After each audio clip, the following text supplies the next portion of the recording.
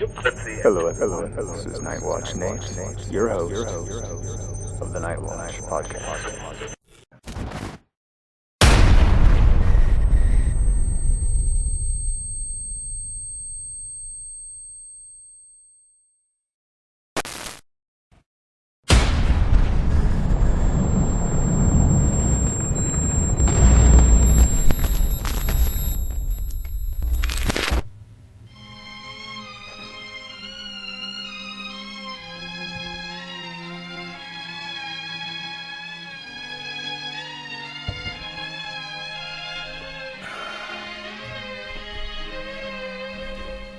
All right.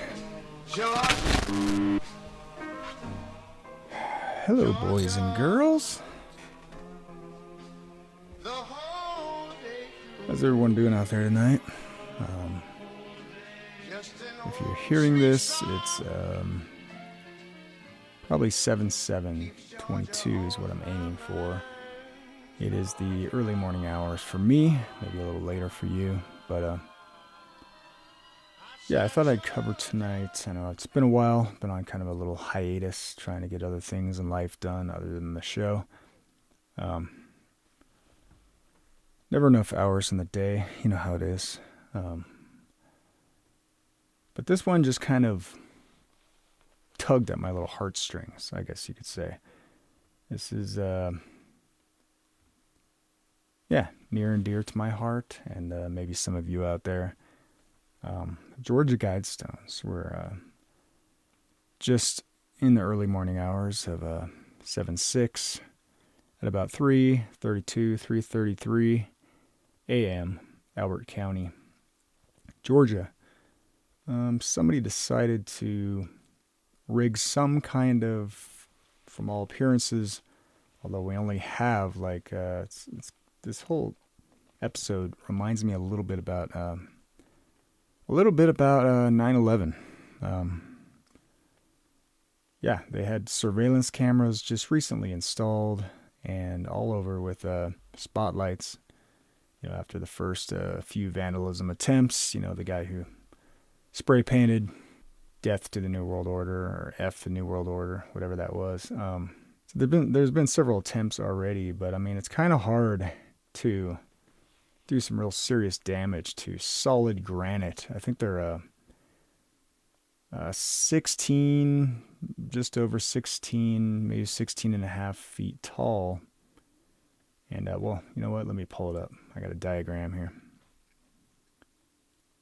Let me pull them up for y'all. So if I zoom in here, yeah, so I was just looking at the measurements. 6 feet, 6 inches. Okay, that's the capstone here. The overall height is 16 feet 4 inches. Width 1 foot 2 inches. And yeah, 6 foot 6 inches wide. Okay, thickness 1 foot 7 inches. So that's a pretty solid chunk of granite, high quality granite. That's one of the part of the myth is that this pseudonym R.C. Christian guy, who nobody still knows who it is, who it was. There's plenty of speculation. But this guy has not been fully identified, and one of the mythos was that he went to the area, Albert County, Georgia, because they had the finest granite. Who knows? In any case, the outer stones, each stone weighs 42,437 pounds. Okay? It's pretty heavy. Capstone itself is 24,832 pounds. Center stone is 20,957 pounds. This is the center stone. Okay, and they were all aligned. There were several little holes carved out in them that aligned different celestial objects. Northern Star. Yeah, and there's talk of how it was some kind of a celestial calendar and all this. In any case, they're massive stones, right? So it's to get to my point in a roundabout way, they're not the easiest thing to vandalize in a meaningful way, unless, like, whoever was the mastermind behind this explosion, you have a pretty serious. This was, in my mind, this was not an amateur job. I mean, some people say, yeah, but he didn't fully topple all the stones. Well, yeah, but he did serious enough damage that they eventually, out of safety concerns, that's another one of my questions. I have a lot of questions. Out of safety concerns, they ended up completely demoing the whole site. So this happened, like I said, yes, 7/6, early in the morning. And all that is known so far, and they've released, so let me take you to this article. And this is how, again, just first example, I'll make it quick. Yahoo News, this is how childlike our media is, okay? Our journalistic joke that we have in this country. Free press, right? It's pretty depressing, actually. It's a pretty depressing read. Georgia Guidestones blown to rubble. Police investigation underway. And there's a video even. And so I'm gonna skip down. You know, I'm gonna skip the little fairy tale explanation of, you know, where they came from, what they mean, all that. And so the Georgia Bureau of Investigation released a surveillance video that captured the explosion. A car can be seen leaving the scene in one video. And so this is literally all that's been released so far. I'm not saying they might, you know, who knows, they might release more.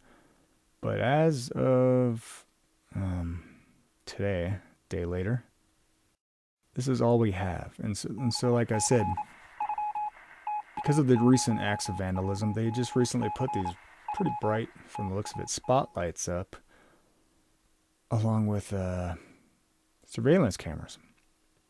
And you can see they have the timestamp and everything on there.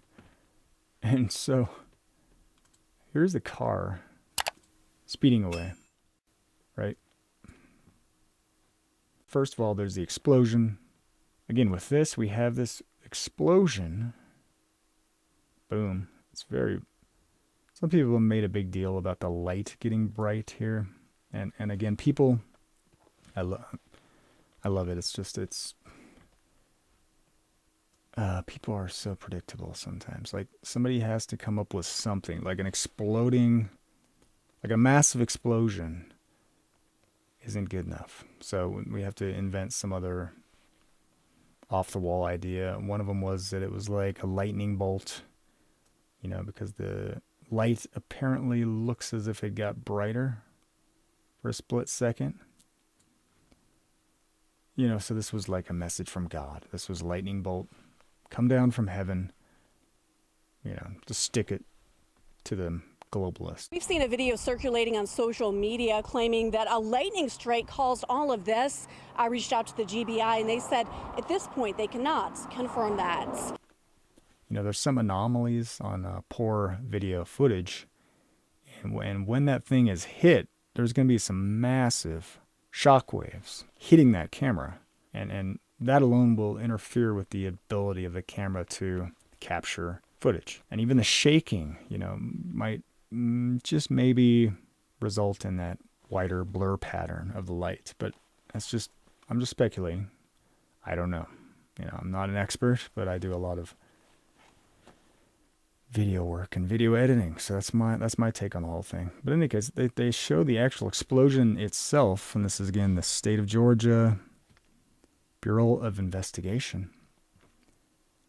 But they don't show anybody planting the bomb or running away from the scene other than that car. And even the car, even the silver car, there's just a few frames. And of course, it just happens to be an angle that doesn't reveal any license plate numbers. Who are the geniuses that set up these surveillance cameras so you can't even see the license plates? That's my question. In any case, who's the genius who later on in the day ordered for the monuments to be completely demolition? Several of those structures were standing until just about an hour ago. That's when we looked out the window and we saw that backhoe down there pushing them down. All that remains is that pile of mangled stone. Police tape lines this field in rural eastern Georgia surrounding the Georgia Guidestones. The structure reduced to this rubble on the ground. Investigators say unknown individuals detonated an explosive device around 4 this morning. I don't really get that. Like okay, it was safety. It was a safety concern, right? Well, couldn't you just like put up a little ready-made fence or an active duty police officer? The place was surrounded with police, and couldn't one of those guys just kind of hung out, security guard, while maybe the some kind of a specialist, maybe a regular construction crew, just kind of slowly tries to disassemble the thing so that maybe they can reconstruct it, reinforce it, whatever's left of it. The one wing was blown to smithereens pretty much, but the rest of it looked pretty solid to me. It didn't look like it was damaged too bad. Now, we do understand only one portion was damaged on Wednesday, but they had to demolish the whole thing because of safety. And so this is my speculation here. When I first heard this news, I wouldn't say giddy. I don't really get giddy. Not even sure what that word means, but not sure I've ever experienced such a thing. But I was just like, wow. That's big, right? That's a big statement, Somebody made a pretty powerful statement, and yet I have not seen it really gather any traction on the national news. Isn't that interesting? Okay, so I'm just going to do a little Sherlock Holmes skit here and see if we can at least get an idea of who could have been behind this. Defacing such a inspirational, just really, after all, reducing the Earth's population from whatever it is now, 7.5 billion, all the way down to 500 million, 500 million. That's just,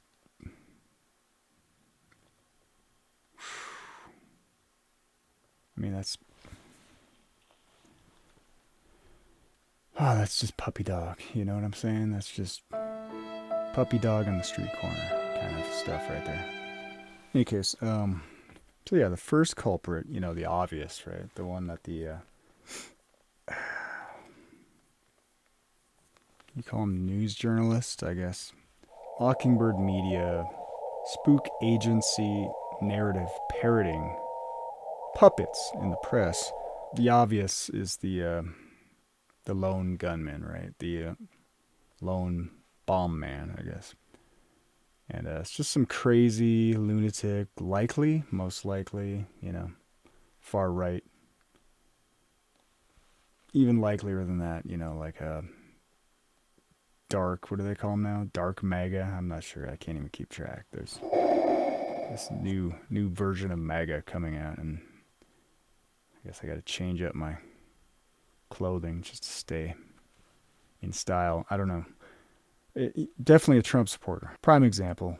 A mysterious monument in Georgia was bombed after a far-right candidate campaigned on demolishing it. The stones don't come without controversy. Some found them offensive, like former gubernatorial candidate Candace Taylor, who took to social media in May voicing her disdain. Taylor tweeted more thoughts against the stones shortly after the explosion. Yeah, Candace Taylor, who sought the GOP nomination for governor on the platform of Jesus, guns, and babies. Yeah, you gotta love some of these guys. She had promised to sign an executive order dismantling the monument if elected, and produced a campaign video vowing to demolish the satanic Georgia Guidestones. She ultimately received only 3.4% of the vote in the state's Republican primary in May.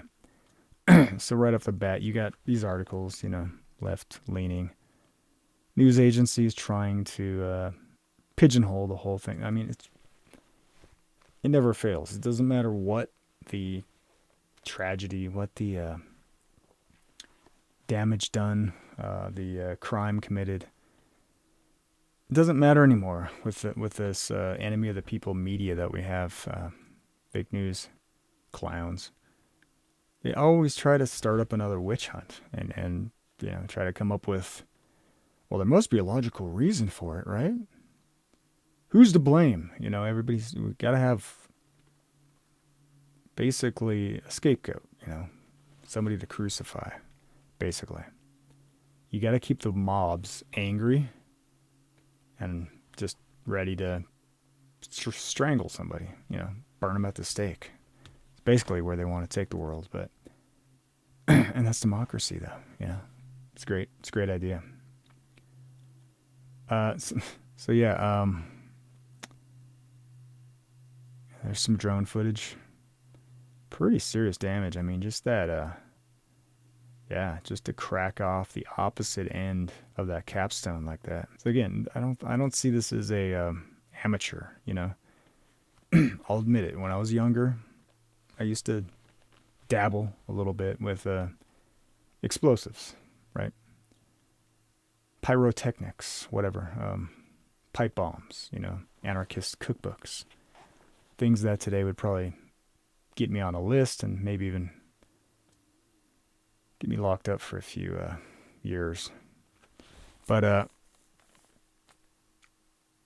yeah, with all the attempts that I tried as the novice that I was, I could have never imagined that kind of destruction from one of my little IEDs, okay? Somebody had a pretty powerful explosion, pretty powerful explosive device here in order to take granite and pulverize it into all these little pieces. And yeah, I can guarantee you wouldn't have wanted to be around that when it went off.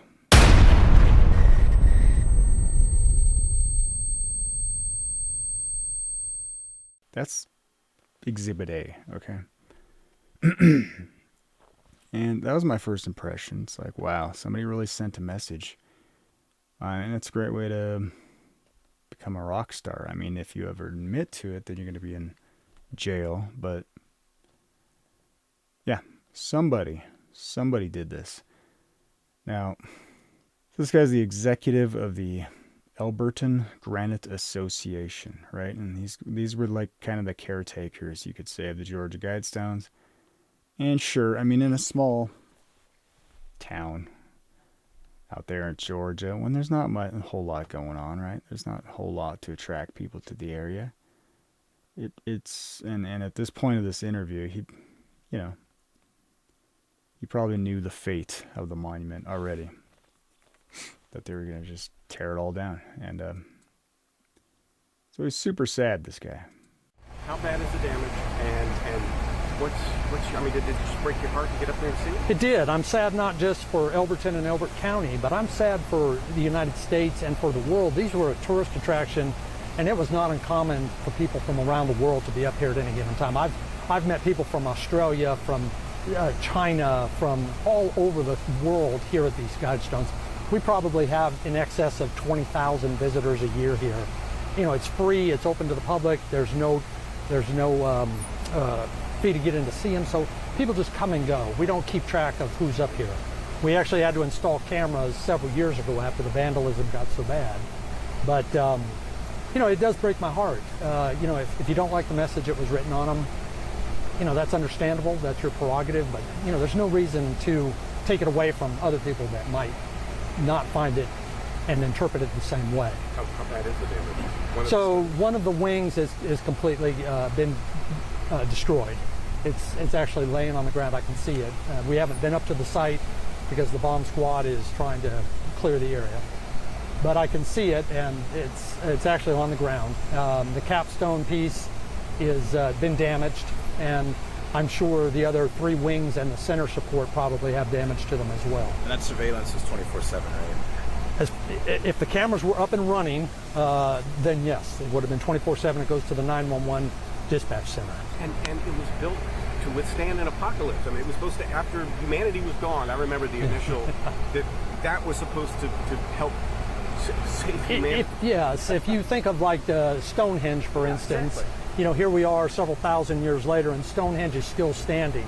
Imagine if it had writing on it and you could read what the people of that time thought was important and wanted to leave for future generations. That's what the guide stones were. They may not have been meant for us here today. They were meant for a future population after maybe a cataclysmic event to help them learn and know what we had encountered and for them to avoid. What was the name of the group that funded this? So we don't really know the name of the group that funded them. The one man that did come to town went by the pseudonym of R.C. Christian. And it probably brings in a pretty good revenue stream to the area, right? Like he says, people from around the world are coming to this place. Now, what got me thinking is, you know, when anything is publicly published out there by the nefarious global ruling elite, and there has been in the past, you know, this idea of, it's almost like this spiritual warfare agreement that the demonic side, right, they struggle not with flesh and blood, but with wickedness in high places. And so the fallen angels on the one side and God on the other, in this great, you know, conspiracy between good and evil. There's almost like this unwritten agreement that in order for the wicked, evil forces to shove through an agenda, they have to let the masses know ahead of time, right? That, you know, here it is. This is what we're going to do. Here's your sign, right? Yeah, it's almost like this agreement that they have with God that, you know, there's got to be a way out. There's got to be a way of discovering the truth and not being deceived. If you have that love of the truth, if you truly seek, ye shall find, right? As Jesus says. And so it kind of makes you wonder, though, if they're little tokens, if they're little calling cards, right, gain a little too much attention, right? Expose their agenda a little too much. Kind of like it reminds me of, you know, I'm here in Colorado, high up in the Rockies, and we have what they call it, the New World Airport, DIA. So yeah, why do you have, and last I checked, he's still there, the little gargoyle in a briefcase? Why do you have these murals depicting dead children and Soviet troops? That just struck me, interesting, with a massive sword of war. All this stuff is starting to come to my mind now, and I know I got to do another show about it. I'm going to compile all that stuff when I go back out there. It should be here soon, within the week or two. So, again, watch out. Keep an eye out for that one. Night Watchers. I'll be back. I'll be going back into the belly of the beast at DIA there and do some filming. But yeah, they took down the ones that got a little too controversial. And with this George Guidestone, like this guy was discussing here, people came from all around the world just to see these monuments. And you know they're all like conspiracy buffs, right? You know, they're not just people sightseeing. Hey, let's take a little trip and go look at those that American Stonehenge there. It's just as cool as the original Stonehenge, right? No, these are all online conspiracy buffs, right? Visiting from all around the world. And so with the Georgia Guidestone, maybe, here, this is my other theory now, you know, maybe it just revealed a little too much. It was bad PR, right, for the New World Order. It cast them in a negative light. I mean, when you read about the eugenics, the population control, the mass extermination of the world population down from 7.5 billion to 500 million. I mean, that takes some massive carnage. There's no getting around it. And so it some of those little statements, they just kind of make you think, the world court. All this globalist thought, leave room for nature, right? Herd everybody into the super cities, right? Bill Gates buying up farmland, by the tens and tens, hundreds of thousands of acreage. He's just got in trouble. Well, he's not in trouble, but he's not getting everything he wants right away. Probably will eventually. Yeah, I think it's in South Dakota. Yeah, they're trying to make him prove that what his plans are for all that land that he's bought up. And now I'm sure he'll feed him a line and they'll go away because he's got a ton of money and nobody's, got the courage to stand up to him. But what about the Georgia Guidestones? So let me tell you a little bit about my backstory here.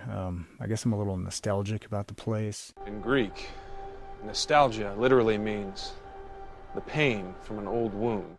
Ever since I was just a baby, right? Having grown up reading about the Georgia Guidestones, the globalist monument, whatever you want to call it. It's kind of it was kind of a gateway drug into the conspiracy land, right? This whole genre of conspiracy theory. And it's been a long lifetime process, as you can tell. I still haven't grown up, I guess.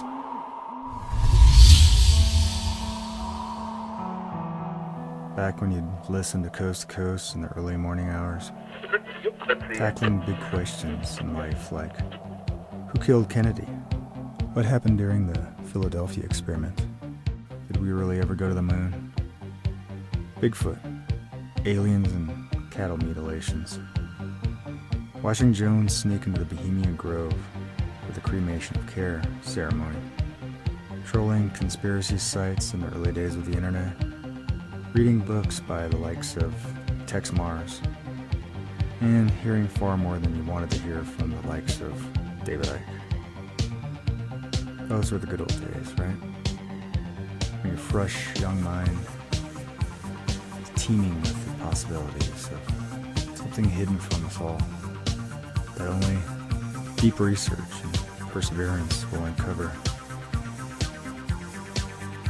Maybe someday we'll peel away that last layer of lies and deceit that have blinded us from seeing greater truth standing before us, and realize maybe our full human potential.